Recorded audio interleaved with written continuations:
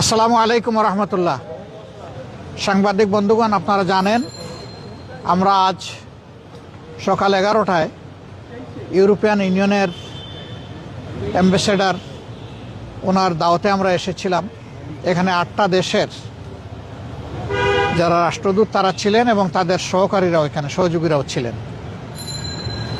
তারা মূলত বাংলাদেশের বর্তমান পরিবেশ পরিস্থিতি নিয়ে কথা বলেছেন, আমাদের কাছ থেকে কিছু গুরুত্বপূর্ণ বিষয় জানতে চেয়েছেন।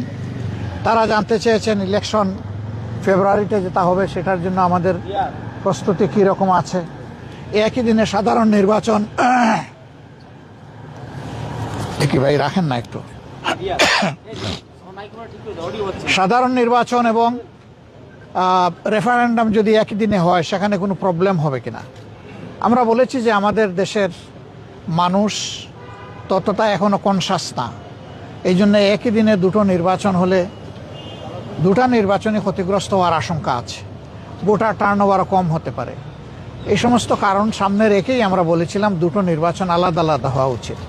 সেই দাবি এখনও আমাদের আছে, সরকার ইচ্ছা করলে সেই দাবি এখনও বাস্তবায়ন করতে পারে। তারা আরও জানতে চেয়েছেন যে পিআরের ব্যাপারে আমাদের অবস্থান কী। আমরা বলেছি যে পিআর আমাদের দাবি, আমরা এটা জনগণের জন্য করেছি, দলের জন্য নয়। এমনকি আমরা যদি জনগণের ভোটে নির্বাচিত হয়ে আল্লাহর ইচ্ছায় ক্ষমতায় যাই, ক্ষমতায় তো আমরা বলি না, দেশ সেবার সুযোগ পাই, তাহলে আমরা তখনও পিআর বাস্তবায়নে আন্তরিকতার পরিচয় দেব। তখন এটা হবে না যে আমরা তো জিতে গেছি, এখন আর পিআরের দরকার কি। অতীতের যে কালচার এটাকে আমরা পাল্টে দিতে চাই। মানুষ এখন অনেক রাজনৈতিক দলের কমিটমেন্টের উপরে আস্থা রাখে না, বলে যে আপনারা আগে তো গিয়েছেন ক্ষমতায়, আমরা দেখেছি আপনারা তো কমিটমেন্ট রক্ষা করেন না। এই যে একটা ব্যাড কালচার হয়ে গেছে, এটাকে পাল্টানোর দায়িত্ব কাউকে না কাউকে নিতে হবে, সেই দায়িত্বটা আমরাই নিতে চাই, আপনারা দোয়া করবেন।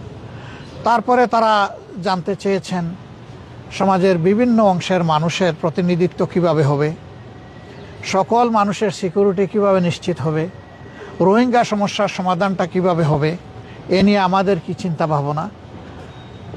নির্বাচন পরবর্তী সময়ে যদি আমরা নির্বাচিত হই তাইলে প্রথম 100 দিনে আমাদের জনগণের প্রতি কি বক্তব্য থাকবে, কি করণীয় থাকবে, এই বিষয়গুলো তারা আমাদের কাছে জানতে চেয়েছে।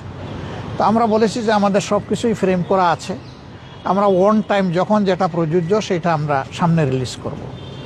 তারা আমাদের ম্যানিফেস্টোতে কিছু জিনিস দেখতে চান, আমরা বলেছি অলরেডি এগুলো আমরা ইনক্লুড করে নিয়েছি। তারা বাংলাদেশকে একটা ইনক্লুসিভ বাংলাদেশ দেখতে চান। আমরা তাদেরকে বলেছি আল্লাহ তাআলার ইচ্ছা এবং জনগণের ভালোবাসায় আমরা নির্বাচিত হলে সেই